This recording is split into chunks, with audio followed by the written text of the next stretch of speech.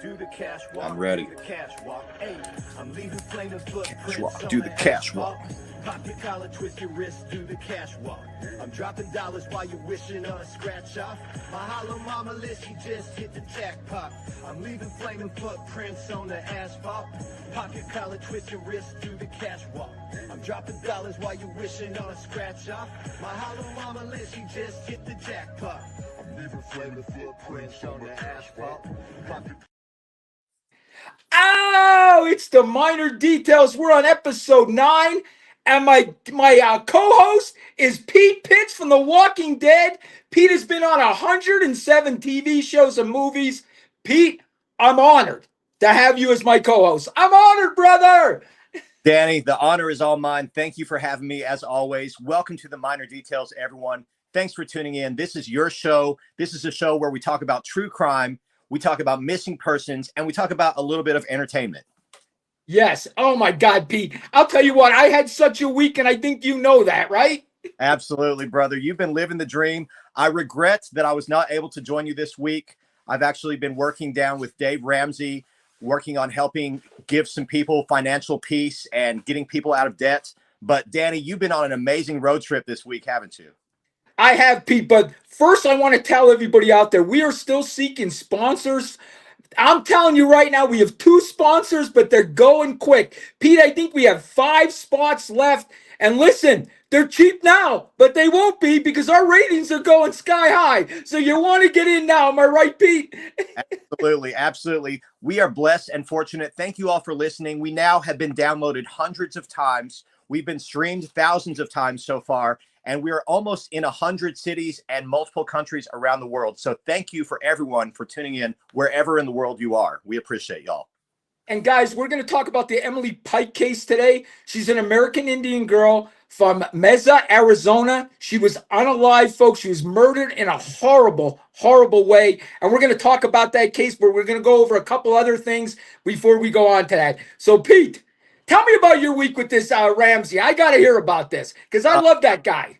Yeah, absolutely. So to anyone out there who does not know, Dave Ramsey he's the main guy about financial peace and getting out of debt. He's trying to get people out of negative debt. Now, he will tell you that your mortgage is a good debt because that's a home, that's an asset that's going to appreciate. But credit card debt, buying fancy new cars and stuff you don't need, that's not necessary. So he's trying to bring healing to families and people across the world. And I have joined him in his mission to help bring financial healing to the world. Oh my God, Pete, that's awesome. I actually know a couple people that did his program, and honestly, Pete, it got them out of debt. That's the fact. They praise that guy up and down. They really do. Danny, I got to admit, he's a great guy every single day. He just comes into work and he's sitting among the people. He eats lunch with the people. He's a man of the people. And not only is he getting people out of debt, he wants you to be able to live and give like no one else. He wants you to be able to live generously and to give generously also. So I'm honored to be part of the Dave Ramsey team right now. And man, it's just such a blessing. Just like being part of the Minor Details is also a blessing. Awesome. And you know, Pete, I had a big week this week. As you guys could see, Roswell, I am talking live from Roswell right now. And Pete, when I get done doing this podcast, I'm interviewing 3 ladies that saw UFOs. And one has a picture of a cube UFO. So I will be talking to her. I toured Roswell today. I went to Hangar 84, Pete, where they housed the bodies after they took them. House the bodies. I was there. Hangar 84. Pete, this was an experience like no other. The people in Roswell 100% believe it happened. I went to the UFO museum. It was just awesome, Pete. It was awesome. Oh, man, Danny, would you say Roswell has been the highlight of your trip? You've been on multiple places now, multiple stops throughout your road trip from Vegas to New Mexico, right? Listen, Roswell is a highlight, but the highlight of my trip, guys, and seriously, I don't know if anybody knows this case, but I went to Arizona, Snowflake, Arizona. They made a movie, Pete. It's called Fire in the Sky. Travis Walton. Travis Walton was a logger, folks.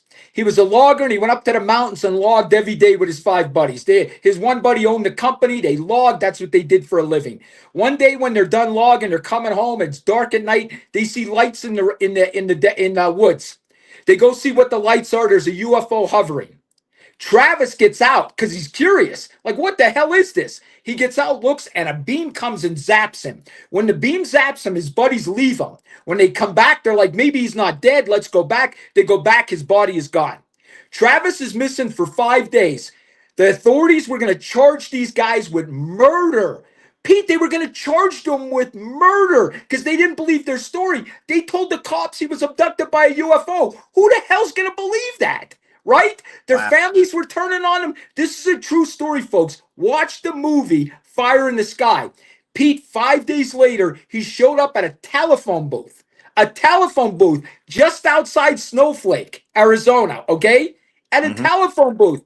Pete, and he called his family from there and he had no clothes on. He was dropped off nude at the phone booth. Pete, I went to the phone booth. I went to the phone booth he was at. I touched the phone he was at. I talked to people in Snowflake, Arizona, and this happened. 100% this happened.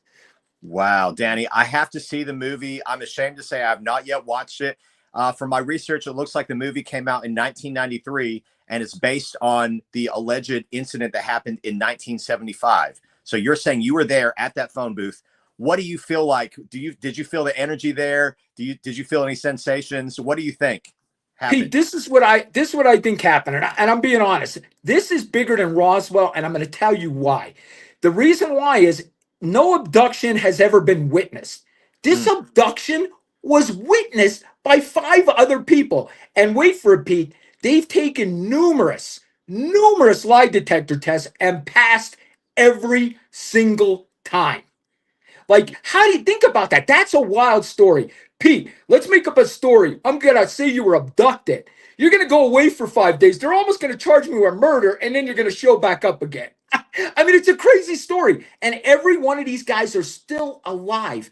To me, that even makes it bigger than Roswell because we can't interview the people at Roswell. They're all past. You know what I mean? These guys are still here. They're in their 70s, but they're still here. Wow, Danny, I wonder if we can get any of them on the podcast in the future. That would be amazing to interview them. I'm making a lot of contacts in the UFO world. You know me. It's true crime and then it's UFOs. I will do my best to get them on this podcast. I promise. I love it, Danny. As we're now on episode 9, this is actually the first episode that we're really touching on the paranormal, UFOs, and aliens. You and I have been talking a lot off screen about it, but I'm glad that we're finally introducing it into our weekly episode so we can actually start unearthing these facts. So many. They say Pete, exactly, Pete. And listen, I don't know if you guys know this. Where I'm at in New Mexico, this is where Billy the Kid was at. This is where the Billy the Kid roamed. And I'm going to tell you this. Are you guys ready for this? You're going to laugh at this one. I found one of Billy the Kid's caves he hung out at. They made it Weed World now. It is now a dispensary. no way. Yes, it's a dispensary. So Billy the Kid's cave that he hung out at and hid out in is now a weed dispensary. And they believe Geronimo also hid there. Interesting. Okay, so did Billy the Kid partake in weed, do you think? I would say Billy the Kid would have really loved weed. I assume back then he did, but right now he'd probably own a dispensary. Probably so.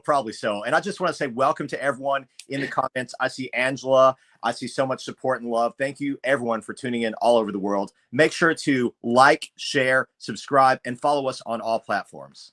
Hey, listen, I got it. Steve just brought this up. Did you see Walter White? Guys, I also did the Albuquerque tour. I went to the restaurant where Gus owned the restaurant. Remember, he was the manager. I went there. I went to Walter White's house. And let me tell you, Pete, the owner of Walter White's house now is the biggest Karen on the face of the planet. She's the biggest Karen. She chases everybody. She yells at everybody. She hires security to be in her yard. She's a Karen. You're Really? a Karen. So did someone chase you off when you went there? Did someone say? No, I was hoping so. She gave me dirty looks. She gave me dirty looks, Pete. She gave me dirty looks. Wow. I love that. And just to give a little tangent on Steve's question about Walter White, I want to announce there's a new show that just came out on Apple and Prime, I believe. And I watched them filming it a little bit at the Venetian in Vegas with the star who played Walter White, Bryan Cranston, as well as Seth Rogen, and it's called The Studio. So check out The Studio. I was not in it, but I was on the set with those guys. I got to meet Seth. I did not talk to Walter White, but he was there with me, so it was super cool. And listen, I just want to mention we're here for the Emily Pike. Thank you, guys. Thank you. Yeah. Thank you for all the support you give her also. And we're going to be getting on to that within 10 minutes. We will be on that case in 10 minutes.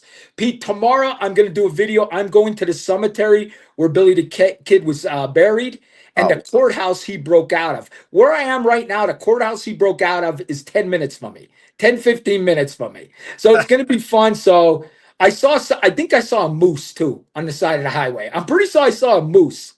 Just roaming freely, a moose. Yes. Yes, I'll post the video.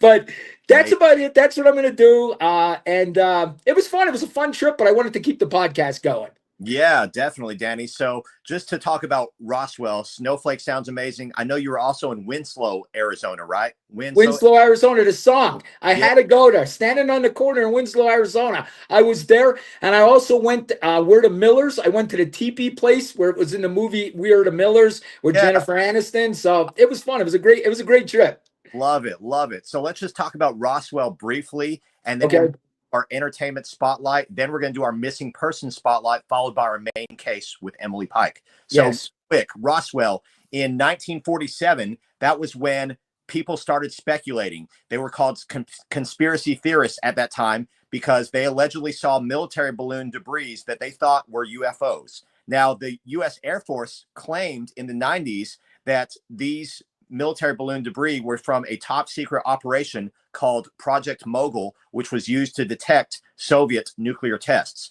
So, Danny, that was the start of all the alien and UFO paranormal talk in Roswell. But is the town still saturated in that type of vibe? Everywhere, Pete. I went to the McDonald's. The McDonald's is shaped as a UFO. The Dunkin' Donuts sign is an alien. You know, it's everywhere. They embraced it. They took it all in and they embraced it. But I'm going to tell you guys this. It's a bigger town than you'd think. I thought it was going to be a small town. It's not. It's kind of big. It's not like a big city or anything, but it's a decent sized town. I thought it was going to be small. Okay. Wow. Well, I know a lot of the viewers are wanting to know. They probably haven't asked yet. But Danny, have you personally been abducted yet? Are you really Danny Miner? Listen, I don't think the aliens would like me. I heard they don't like loud, obnoxious people. So they'd probably just throw me out. They'd be like, this guy's loud. He's obnoxious. You know, I just don't like him. So you're a stereotypical human. I got to do a test, Danny. I want you to tell me what is the best NFL team in the league to find out if you're really you. Philadelphia Eagles. Okay. The Philadelphia Eagles are the best team. And listen, New Mexico embraced my hat. They loved my hat. Everywhere I went, they loved my hat. Had to rock it. You had to rock it. So I got to ask, Danny, while we're talking about Roswell, do you think UFOs are real? 100%. I believe they're real. And I believe the government has no choice but to tell us soon. And that's why they're dripping it on us, Pete. They're not throwing it on us like a whole book on top of us. They're dripping page by page by page by page. Now, Pete, just real quick, and then we're going to get on to the missing people. I swear, stay tuned. I'm just so into this paranormal. Pete, one of my true crime creators on TikTok, one of the guys I follow, his name's Justin. He just posted a video today. And I'm telling you, Justin never posts anything but true crime. Like, he's a true crime buff. This time he posted something posted by the CIA. He went into the CIA documents. You can look this up, folks, in the CIA documents. In Russia, back in the 70s, these 23 soldiers saw a UFO. They shot it down. When it crashed, 5 aliens got out of it. This is what they say. 5 aliens got out of it. They turned into a ball together, like a big orb. The 5 aliens spun around with light coming off it. You ready? Turned all 23 soldiers into stone. That is a CIA document on the internet that our government has out there that you can read. They turned 23 soldiers into stone. Now, Pete, this sounds like a movie. I think it's true. I think it's true. I just got to say, Danny, I wonder what else they're keeping from us. There's so much that we're getting little by little. Eventually, we're going to do a whole entire episode about Roswell, about aliens and UFOs. But I do want to keep it moving. So how about we are true crime. So we're going to move on. Absolutely. Danny, how about before we jump into this missing person spotlight, which is our new introductory segment this week, and then our main case, Emily Pike, how about we talk about an entertainment spotlight really quickly? Is that cool? Yeah, go ahead. Let's do it. So I just want to announce a couple things. First of all, rest in peace, Val Kilmer, who passed away at age 65 at his home in Los Angeles. Sadly, he had pneumonia, I believe, and he was only 65. Very sad. Such a great actor, such a legend. I do want to announce a couple of upcoming movies. Happy Gilmore 2 is coming out. I'm very excited about that. I'm a big fan. And then Me too.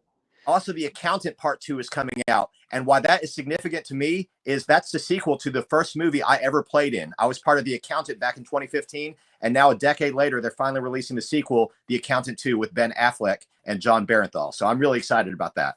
Awesome, man. I'll watch both of them, Pete. I will watch both of them. Absolutely. And I want to mention one more thing while we're talking about entertainment. This is actually some really good news. It's really cool. I just learned this today, actually. Actor Martin Sheen, who's the father of Charlie Sheen and Emilio Estevez, he just purchased over $1 million worth of debt from his neighbors in his hometown of Port Talbot, Wales. So his neighbors were struggling in debt. They were underwater in high interest debt. He didn't even know these guys. He bought all their debt from them and paid it off. Isn't that what celebrities should do? Isn't that what wealthy people should do? Exactly, Pete. I hope someday I have enough money to help people. And I'll tell you what I did in Winslow, Arizona. Now that you brought that up, there was a homeless guy when I was standing in the corner in Winslow, Arizona, doing a video. There was a homeless guy. He came up to me and he said to me, "Sir, I didn't eat. Do you have any money for an old American Indian?" That's what he said to me. He said, "Sir, I didn't eat." And you know what? I gave him $20 and I said, and you know what? He looked at me and he said, "Get her done." That's what he said. "Thank you," he said to me. And you know what? I gave that guy $20. That probably made his day. And you know what? Could I afford $20? Sure. Could these millionaires afford $1,000? Sure. To get somebody off their feet. And when I see them do it, I love it. I absolutely love it. Absolutely. Wow. And that's one thing that I love about Dave Ramsey, who I've now been working with this past week. He's all about being generous with your wealth. And like Angela said in the comments here, if more people had that type of heart, the world would be such a better place. So I'm glad that you have a great heart, Danny. I know I do. So let's keep getting this podcast out there. For everyone that likes, shares, and subscribes and downloads, you're helping us bring that mission to the whole world. Yes, and I want to thank you guys. Like Pete said, it is insane how many views we got for a new podcast. We're only a 2-month-old podcast, and the views are outstanding. Thank you guys for the support. But let's hop into we're going to do a Spotlight Missing Person case every week. We're going to highlight 3 people. Emily Pike's going to be our main case, so she'll be our third case today. But Pete, I want to talk about 2 cases, and you got the internet up in case we need it, because my internet's acting up here at the hotel. Layla Santinello and Holly Snap. They are missing from the same place, Pete. The same place. And I had Layla's mother on my podcast, and they were just spotlighted on Nancy Grace. Thank God, because she deserves it. Definitely deserves it. And Layla and Holland were both found. Holland. They were both missing from Kingsport, Tennessee. Last June 27th is when Layla was missing, 2023. I'm sorry, 2023. Yes. So it's actually been over a year now. And Holland was declared missing October 5th, 4 months later, both from Kingsport, Tennessee, which is a fairly small town from my home state of Tennessee, where I grew up. You have Kingsport, Johnson City, and Bristol, which are in the northeast corner of Tennessee. They're called the Tri-Cities, but they're not very big cities. So it's very alarming and very disturbing that there's been no evidence. If anyone in the Tri-Cities area of Tennessee has seen these young ladies, they were 21 and 19 years old. Please say something. Please call someone. And you know what? What we're going to do is every missing person that we do, we have the Danny Miner podcast Facebook group page. We will post their pictures on our group page. So please go like the Danny Miner podcast. We're going to change that to the Miner Details. I'll change that to the Miner Details. And what we'll do is we'll give you access to Pete, and we'll put all the missing people up there. So that page will change to the Miner Details after we get out, and we'll post all our missing pictures there. Perfect. And right before we jump into our third missing person spotlight, which is going to be Emily Pike, I just want to mention that in the case of Layla and Holland, who are both missing, the Tennessee Bureau of Investigation and the FBI have both said that due to the lack of evidence and the fact that they have not yet found a body, that there is approximately a 50% or less chance of ever finding them. And that's sad to me, Danny. That's sad. And let me tell you why, Pete. I made friends with Jennifer Layla's mother. I mean, I follow her. This girl every single day since her daughter is missing, she's on Facebook dedicated to find her daughter. When she was on my podcast, Pete, I was honest with her. I said, as a detective, I don't think at this point she may be not be alive. And she accepts that. But they want closure. You know what I mean? They want closure. But as a parent, I would never give up hope. I would never give up hope. You could tell me 99% that she's gone forever. That 1% as a parent, I would search to the ends for. The ends. You're absolutely right, Danny. And that kind of chokes me up a little bit because it makes me think of my little brother who passed away in 2009. And I still do not have closure on his case. I will be searching the ends of the earth as long as I live to get closure. But let's talk about Emily Pike right now, who is the third missing person on our missing person spotlight. And I want to warn everyone out there, this is a very triggering case. This is emotionally devastating. The facts of this case are horrendous. Emily Pike was unalived by an absolute monster, and it's atrocious, Danny. I might break down during this episode. I just have to warn you all. Pete, I'm going to tell you this. I've done about 3 videos on this case, and I got so much hate. People calling me every name in the book because I handled this case. They called me a racist towards white people. They called me a racist towards... I had to tell people, I'm fucking white. Okay? I'm fucking white. Okay? They call me a racist. They call me every name in the book for sticking up for Emily Pike. So you know what? I found out there is racists out there, Pete. There is racists, and they're in my DMs. They're in my DMs every day, and you know what? I'm going to expose them. I told them, you know what? I'm going to post what you DM me on Facebook and show what a racist you are. Pete, the hate I got, I sent you some of the hate I got. It's horrendous because I think every child, I don't care what you are, every child was sent to us by God, and we're all here to protect that child. White, whatever, okay? Whatever that thing is. And Pete, I'll take the hate. I'll take the hate because I'm not giving up on this girl. I'm not giving up on this girl until we find out. And Pete, maybe we'll go to that area. Maybe me and you will when you get here, you know, when you get back to Vegas, because it broke my heart that I realized how bad racism is by handling this case. I'm telling you, it almost brought me to tears, Pete. That's horrible to hear, Danny. And anyone out there listening who feels that way, I just want to publicly say you should be ashamed of yourself for being so close-minded. You should absolutely be ashamed of yourself as a human being if you do not give merit and validation to the life of a little girl we're trying to find justice for, a little young victim who her life was taken away way too soon at the age of 14. And this is just our first main missing persons highlights that we're talking about, or I'm sorry, our second missing person case after last week, but this is our first missing person that has been found unalive that we've talked about. And so the details in this case, Danny, they really make my blood boil. And the fact that anyone would lash out at you or at us for bringing this topic up, shame on you guys. Absolute shame. It's Pete, it's such a shame. And listen, I don't hide the fact that I'm a Republican, okay, and that I'm about 60% Republican, 40% Democrat. But I'll tell you, the hate I'm getting, and I'm not afraid to say it, it's from Republican men. I'm getting hate from Republican men for handling this case. And it absolutely disgusts me, Pete. It disgusts me that they would be upset with me because I want justice for an American Indian girl. I'm going to get hate. People have threatened me, Pete.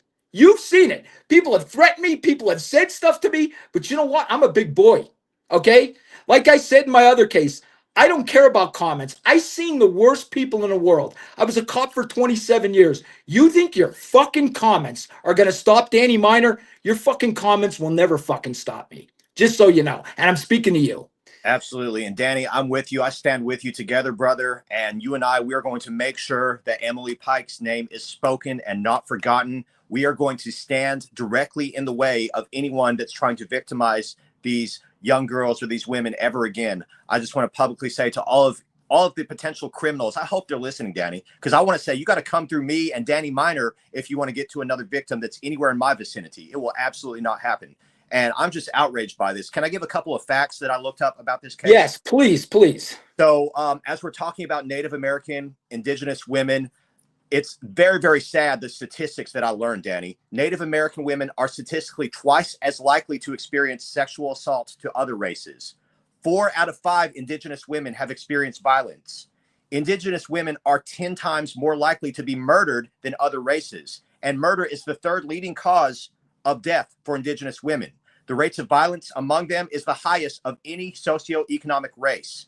And guess what? The indigenous women only make up 2.2% of the United States population. Why are they being targeted so much, Danny? I don't know. And I was going to ask you the same question. Me as a cop, I don't know the answer to this. I really don't. Maybe, I'm going to turn to the American Indian community. Okay, the Native American community, reach out to me. Is there something, me and Pete, could we do an entire podcast on this? We would invite somebody, a Native American to come on to speak about this. Anything we could do to help this get better, not get worse. We want to help. Reach out to us. We'll bring you on the podcast. Am I right, Pete? Absolutely. We want everyone to reach out to us. Of course, the people, the naysayers and the racists and the haters, they're going to continue to try to lash out and break us down. We don't care about that. We want the people who are excited about the cause, the people who are eager to bring justice, and the people who are ready to make a change to step forward, connect with us, and we'll be glad to have you on the show. We'll be absolutely honored, actually. And listen, Pete, I just want you to know, even though I got all that hate, I got to say something positive. The Native American community has reached out to me. 50, 60, 70 people have emailed me and thanked me because, Pete, the news is not handling this case. You don't see this on Fox News. You don't see this on CNN. You don't see this on MSNBC. Why? And I'm going to tell you why, and this is why I'm getting hate, but I'm going to tell you the truth. Because she doesn't have blonde hair and blue eyes. And you think I'm kidding? Natalie Holloway, John Benet Ramsey, okay? Gabby Petito. Now listen, all 3 of them girls deserve justice. They deserve to be on the news, but so does everyone else. And I got an DM saying, "You're such a liar. You're such a liar. That's not true." How long ago were these cases? And we're still talking 20, 30 years. We're still talking about them. Emily Pike couldn't get 2 minutes on the fucking news. And if it wasn't for TikTok and social media, no one would know about this case. Shame on our media. Shame on them is absolutely right, Danny. I only first heard about this case from you, from the Danny Miner TikTok channel. I'm very shocked that I did not hear about it from CNN or any other public platform until more recently, after a lot of content creators like you have been talking about it. Then a few different people are mentioning it, but very casually, and it's not getting the attention it deserves. It's outrageous. The case is atrocious, and let's just go ahead and talk about the beginning to the end of this case for everyone who's not familiar with it, Danny. Yeah, and Pete, I want anybody out there, reach out to your news stations. Tell them we're pissed off. Why aren't you covering this case? Tell them Danny and Pete are covering this case. Social media is covering this case. You should be covering this case. I agree 100%, Pete. And at the end, I'll let you talk about the facts of the case right now so we can go over that. But I do want to talk about why. Why do we only do blonde-haired, blue-eyed girls? Why do we only do good-looking people? Right? It's either good-looking people or it's blonde-haired, blue-eyed girls. That's a fucking fact. I don't care who gets mad at me. It's a fucking fact. Danny, I'll just say, if we're not going to give a voice to everyone equally, if we're not going to allow everyone to be heard and get justice for everyone, I don't even want to have a platform at all. I don't think anyone deserves a platform at all because this is so important and they've been overlooked for too long. It's time that things change, Danny. It's time that we start, beginning with Emily Pike. So yes, say her name, Emily Pike. Everyone. Say her name. And you know what? I'm telling you, I'm gonna do a video every week and I'm gonna tag Fox and all these news stations in, and I'm gonna ask them why they're not handling the case. That's what I'm gonna do. That's how I'm gonna fight back. Yeah, please tag me. I'll share those. Angela in the comments says that in total, the BIA, which is the Bureau of Indian Affairs, estimates there are approximately 4,200 missing or murdered cases that have gone unsolved of Indigenous women. That's horrendous. That's horrific. So Pete, Emily Pike is going to be forgotten. Absolutely. Absolutely. And you know what, Pete? Here's the other thing. Women in general are mostly victims. Women in general. And then You look at the stats for American Indian women, and it rises even higher. It rises even higher, which is even shocking and more shocking.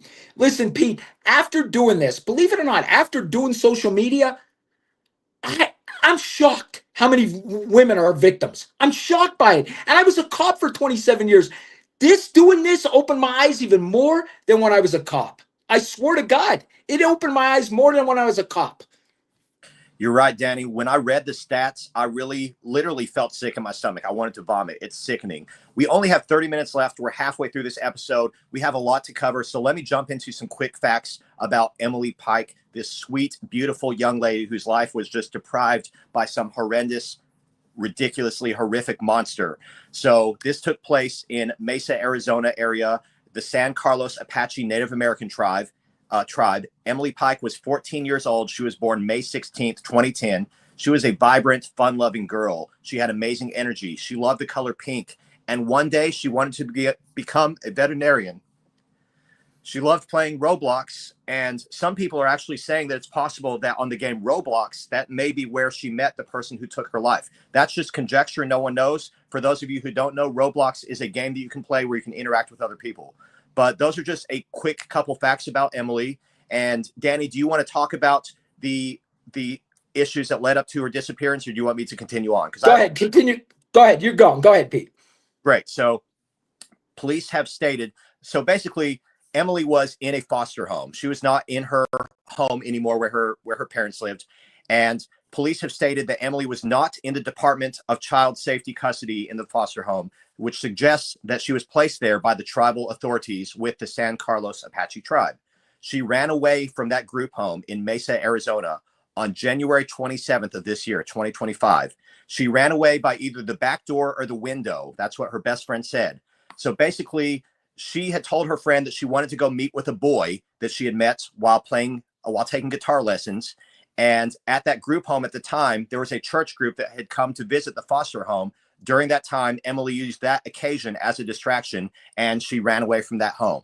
Now, she had run away from that group home 3 or 4 times already.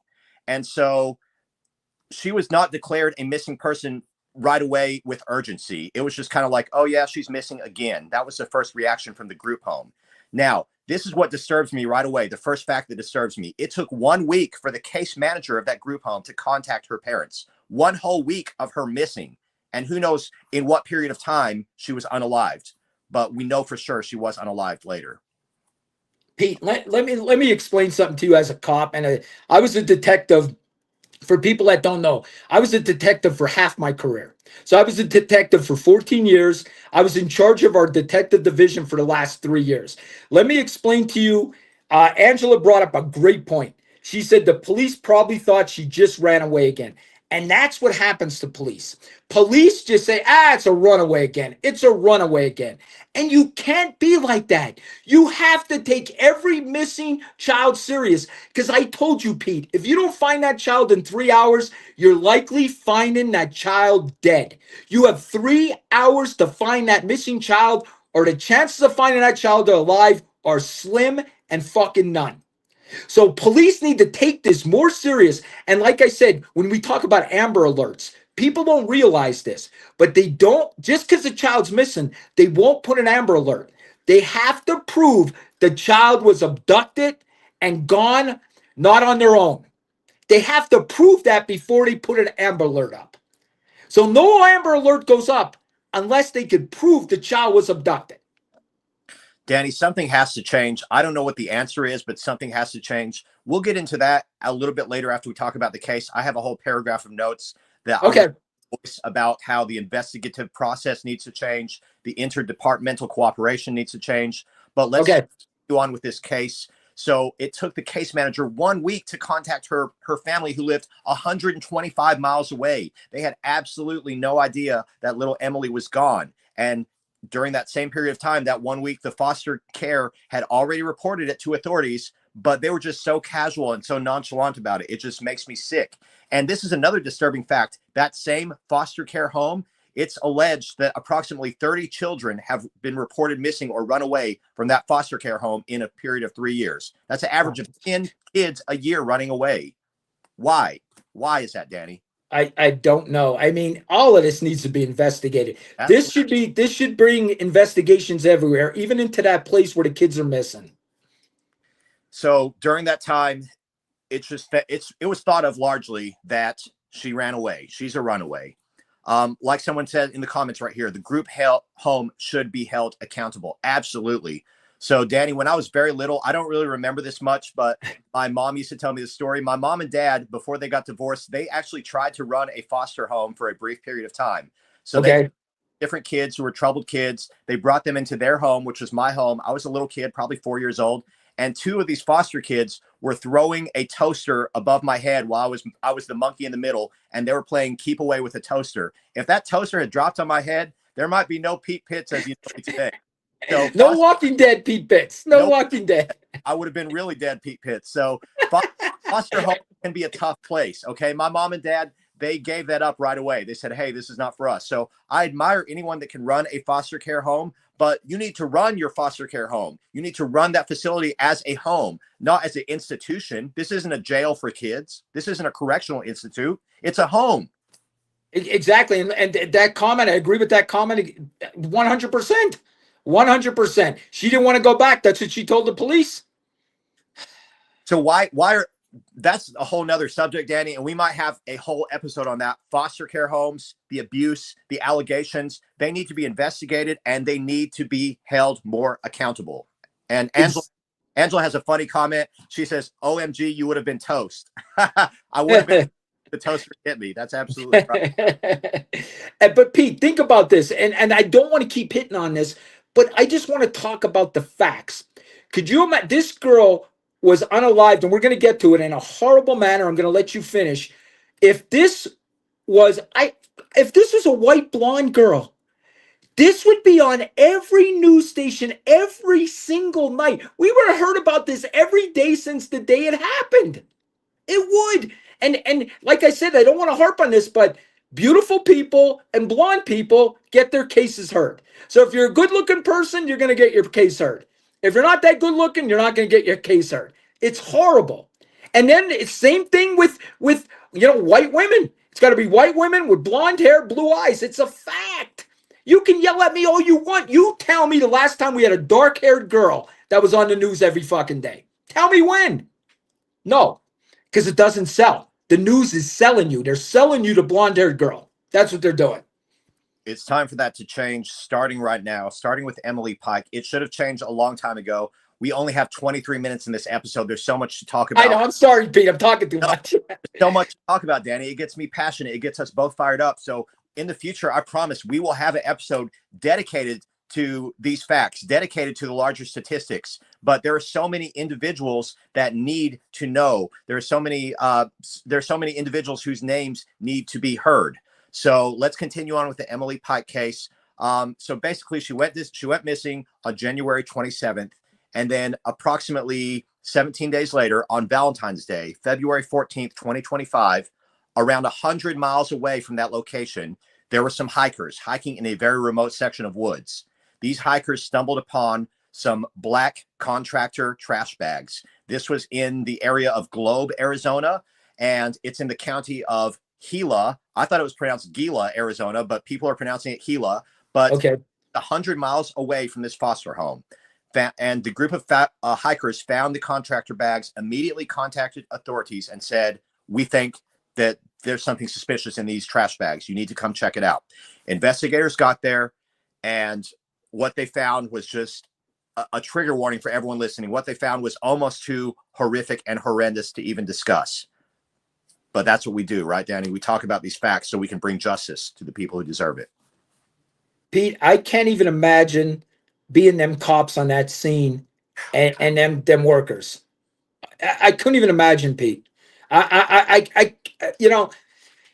Pete, anytime you have a kid involved, it hurts. I mean, I remember we had a kid drown where our cops jumped in to try to save him. Cops never get over that. Cops never, ever, ever get over that. People never get over that. These hikers will never get over that.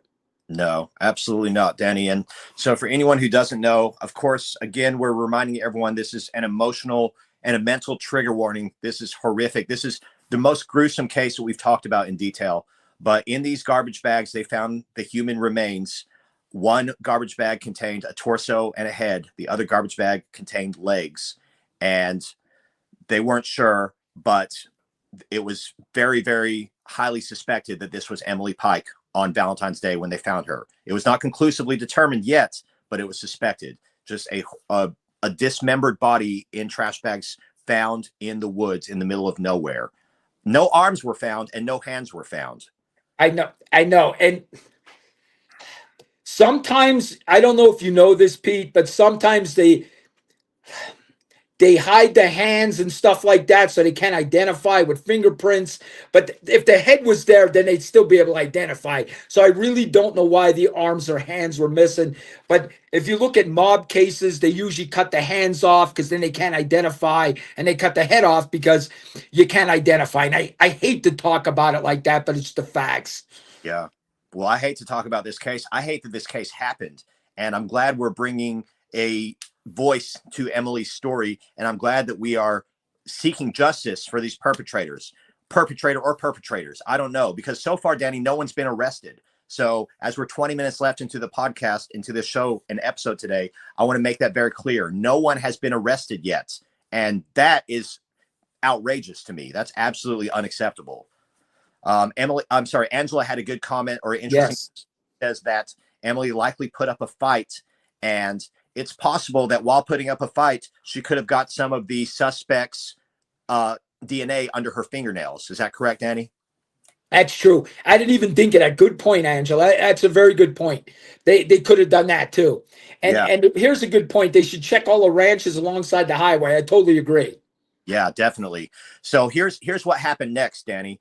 Basically, at that point, the local investigators there, they had found the body. It was not confirmed if this was Emily, but a memo leaked on Facebook to the public, and it leaked from the Gila County Sheriff's Department Facebook page. Apparently, this was a memo that was meant to be interdepartmental, only internal law enforcement memo, and it contained grisly details of everything we're talking about with even more details. So this leaked memo went out to the public on Facebook, and this memo compromised the integrity of the investigation right away. This happened around February 26th, if I'm not mistaken.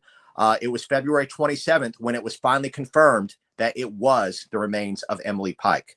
So this is an outrage, and the whole case was just fumbled by the investigators, it sounds like, from the beginning. And 100 miles, that's a long way, Pete. So that means, I don't know, they could have had her too. That's what kills me. You know, what happened? Well, one thing between the time they abducted her until they found her on the side of the road. Yeah, and it's so horrific, Danny. One thing that we do know is that her head and her face showed visible signs of abuse and trauma. So we do know that whatever monster did this, we believe this was, the investigators believe this was someone who has murdered before. This was not their first victim.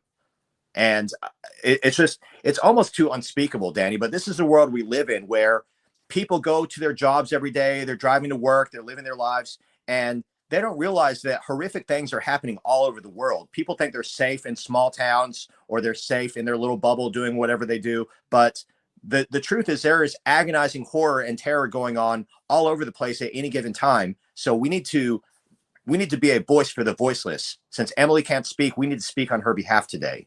And I agree with you, Pete. And I want to bring up another fact here. And the only reason I know these facts, and I know this at all, is because I have young daughters. My daughters are 28 and 31, okay? And they tell me this. Like, think about this, Pete. If you're going hiking tomorrow in the woods and you're going to go by yourself, are you thinking somebody's going to kill you? No, that thought isn't in your mind at all. When I go hiking, the only thought is, because I live in Nevada, is I hope the fuck I don't see a mountain lion. Okay, that's the only thought in my head. I'm not thinking somebody's going to kill me in the woods. I'm not thinking any of that. My daughters told me, Dad, women can't go hiking alone. They can't jog alone. They can't go anywhere alone. Men will never know the fear they live in. Women live in fear every day. Men don't. We don't ever think somebody's going to murder us. It's a fact. Well, Danny, that fact seems to align up with our episode from last week as we talked about Sudiksha Kananki, who is still missing from the Dominican Republic. She went off by herself, a single young 22-year-old college student from the University of Pittsburgh, and her girlfriend just let her go, which was an outrage. There should be power in numbers. There should be a buddy system. There should be accountability. Danny, I shudder to think if something happened to myself or to you, if you disappeared tomorrow and stopped posting videos, who would notice? A lot of people would probably notice, right? Right. So hopefully. What happened to Danny? I would notice, Danny, if you suddenly stopped. If you suddenly stopped responding to my text messages, I would get in the car and I would come to Lake Mead. I would come to Las Vegas. I would look for you. I would search for you. And Emily was just 14. She hadn't even had the opportunity to turn 15 yet, to learn how to drive, to turn 18 and be an adult. She didn't even really have a chance of life yet before it was deprived and taken away. So we have to speak for her. Her parents found out about her unalivement from the Facebook post. Of course, they didn't know because it wasn't confirmed yet, but they saw the Facebook post and they said, "Oh my God, that's Emily. That's our daughter." How terrifying, how horrific must that be to find out in that manner? Pete, I'm going to tell you this, and I don't care who likes it or doesn't like it. I'm going to tell you this. If something happened to one of my daughters, Pete, I'm going to fucking jail. I'm not one of these guys that say they're going to do something. I'm doing it. I'm doing it. I'm telling you, if something happened to one of my daughters, my life is over because I'm going to take care of business on my own. The fucking police ain't going to take care of business. I promise you that. I promise you. I mean it, Pete. I'm that kind of guy. I can't get over something like that. I would not be able to get over that. My life would be over too because I would have to take care of business. I'm being honest. And I understand that feeling completely, Danny. And what a lot of people who are just tuning in or who may not know you previously might not know is that you're saying that as a former law enforcement officer of 27 years. So I get it completely. And this is just, it's something that justice needs to be served. But right now, like you just said, the police are not doing, the investigative team is not doing it. I want to know something as we have 14 minutes left in this episode. Why is interdepartmental cooperation so challenging? Why are the jurisdictional separations so specific that they can't help each other to just solve this case? Let me tell you something. And I'm giving you police perspective. Police fight about this shit all the time. The state police will fight with the local police. The local police will fight with the state police. State police will fight with the federal government, the feds, because they all want to take credit when they find the person. The local police want to take credit. The state police want to. How about we all take credit together? How about who needs credit? The credit will be when the missing girl is fucking found. Okay? Let's quit taking credit and let's worry about our children. Let's not worry about a quota or a pat on the back to the department or to an officer or an ego, as someone says in the comments. Absolutely not. Let's not worry about that. Let's worry about and concern ourselves with justice being served. That's the important thing. So on February 27th of this year, that's when the authorities finally announced that yes, the remains found in the woods were actually those of young Emily Pike. And then they were quick to say right away, they said, "Don't worry, everyone. There is no active public threat to the community." They said there's no public threat and they have no arrest made. So I want to stop right there. How can they say that there's no public threat? How's that possible when a 14-year-old was found in this horrific dismembered condition? Isn't that a public threat?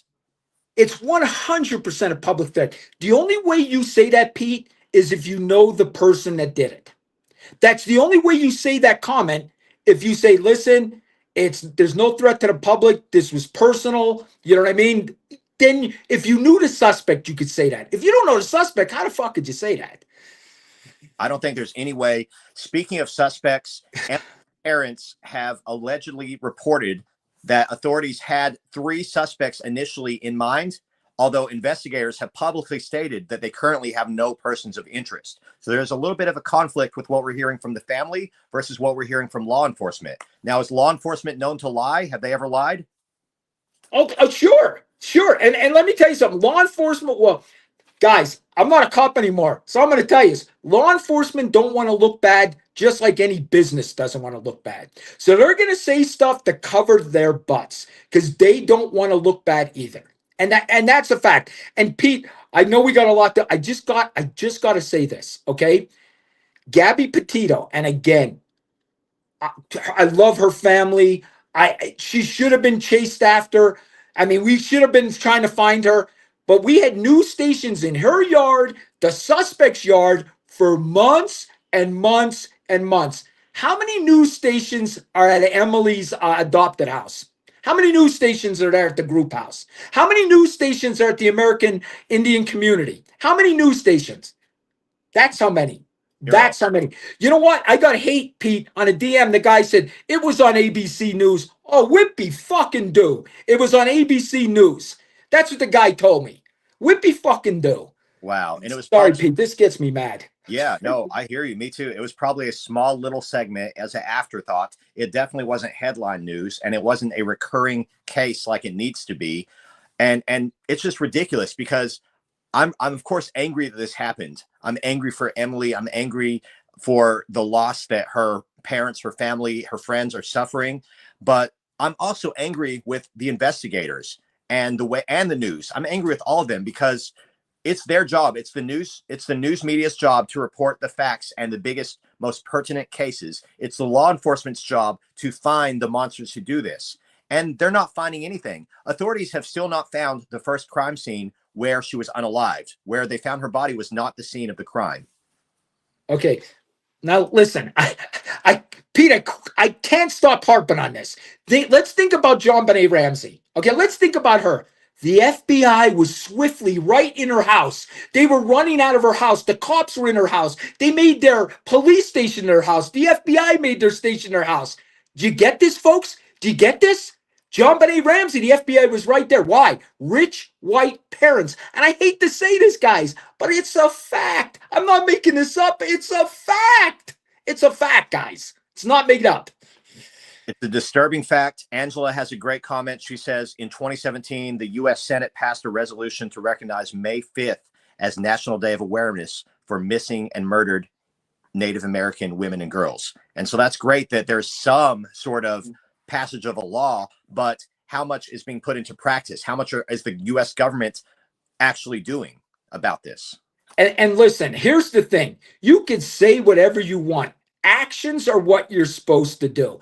So let's see if the actions are up. There is no actions because the FBI is not there. The FBI is doing nothing. The local police are doing nothing. So where's the news? The news is doing nothing. The news anymore, they're just salespeople. They're trying to sell you something. They're not telling us the facts. They're salespeople.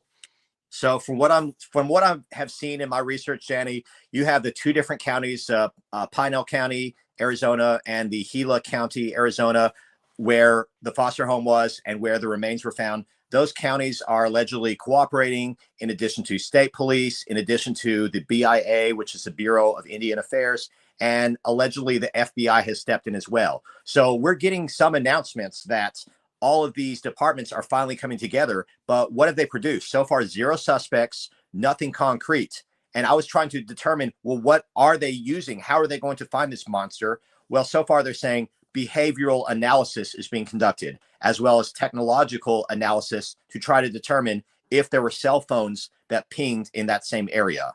So far it sounds very vague and very uncertain, and it sounds like a lot of nothing so far.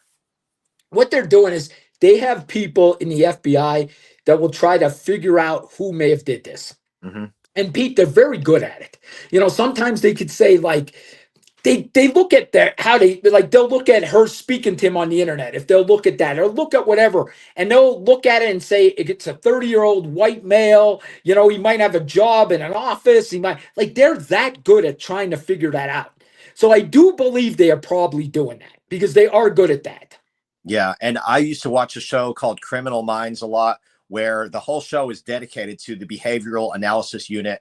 I definitely know that there is some merit to that science. There is some validity to that forensic investigative tool. However, I don't know if they have enough pieces to piece together anything, especially considering the fact that it's now been basically 2 months, not quite 2 months since it's been confirmed, but she's been missing since January 27th. And right now, today, it's April 3rd, and they have zero suspects. So I'm very alarmed by that. I'm very frustrated by that. And I want to speak out to anyone in Arizona, particularly if you're in the Mesa area, if you're in the Globe, Arizona area, or anywhere between. Please, please say something. If you saw something during that time period in late January or early February, please say something. I don't care if it was small. I don't care if you think you might have seen her walking or hitchhiking. You might have seen a young girl get into the truck who was close to their description. Please reach out to local authorities so we can try to get evidence and piece it together. Listen, guys, and Pete is exactly right. And thank you for Pete for saying that, because it brought up something in me. Every little thing you've seen, even if you say, I don't want to bother the police. I've heard that so many times.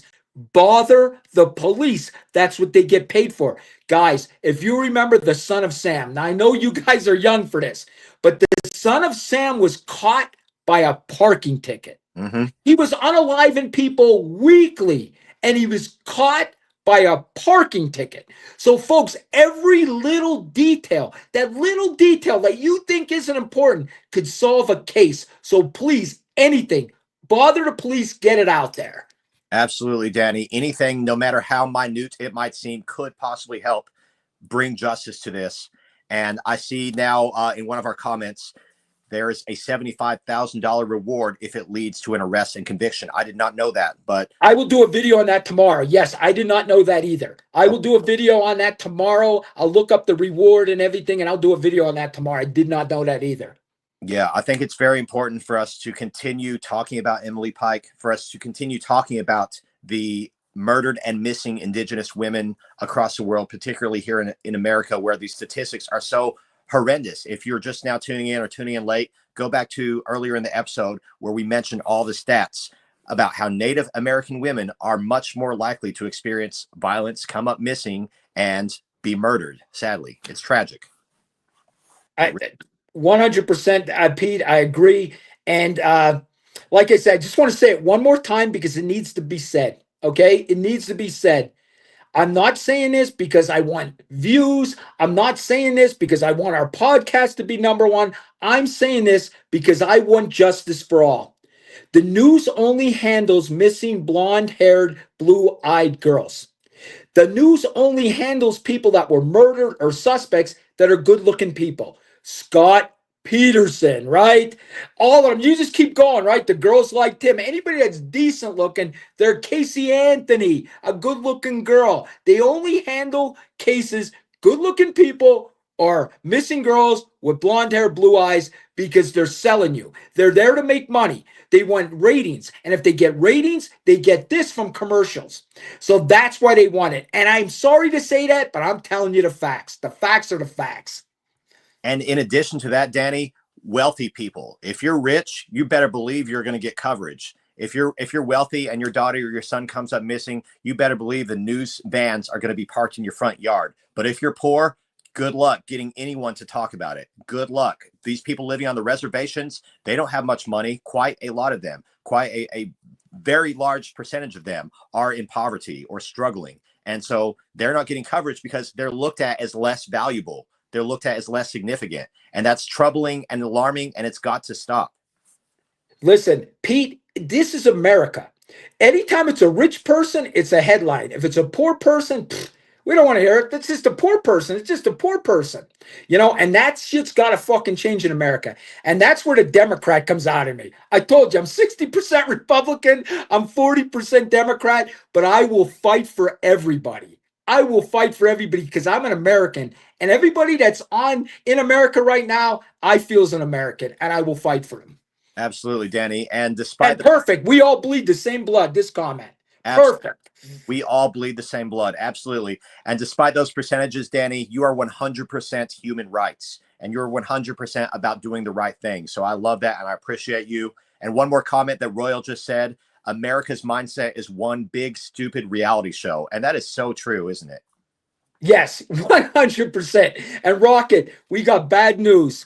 I'm away this week. I'm actually in Roswell, New York, Roswell, New Mexico. As you see, I'm doing this podcast out of a hotel room. We will be back live next week, so we're not going to do our after hours party live next week. We promise we'll be back, right, Pete? That's right. We'll be back soon for our TikTok Live after party. Thank you, everyone, for tuning in. We just have a minute left, so we're just going to conclude and close now and say, please like, follow, subscribe on all platforms. Leave us a review. And if you have a business or a brand, please consider sponsoring the Minor Details, as we have a couple of spots left so we can get these messages out and save more lives and find more missing people. Sounds good, Pete. And exactly. Thank you all. Because the more viewership we get, the more people, the more we could get the word out and get these people some justice. Thank you all for tuning in. We'll see you next week. Thank you all. See you next week. Have a great one.